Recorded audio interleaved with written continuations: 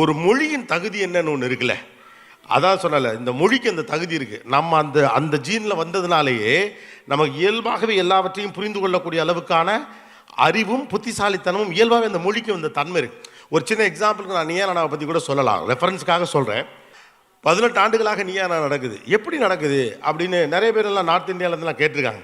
Celebrities கிடையாது, சினிமாலேருந்து யாரும் வர்றதில்லை, சாதாரணமாக நம்ம மாதிரி இருக்க மற்ற பொதுமக்கள் தான் வராங்க. ஆனால் 18 வருஷமாக அது பாட்டு போகுது. ஏன் அது ஓடுது அப்படின்னா, அந்த மொழிக்கே டிபேட்டிங் ஸ்கில் இருக்கு. நம்மளுக்கு அப்படி பேசுகிறாங்க, என்ன தலைப்பு வேணாலும் நீங்கள் கொடுங்க. இதை வேறு வேறு மொழிகளெல்லாம் கூட நிறைய ட்ரை பண்ணாங்க, பெருசாக அது அவ்வளோக்கு ஒர்க் அவுட் ஆகலை. ஏன்னா இந்த மொழிக்கு அந்த தன்மை இருக்கிறது. ரெண்டாவது, உங்களுடைய கலாச்சாரம் அப்படிப்பட்டது. யார் என்ன சொன்னாலும் மண்டையெல்லாம் ஆட்ட மாட்டோம், நம்ம அதுக்கு ஒரு எதிர்கருத்தை முன் வைப்போம்.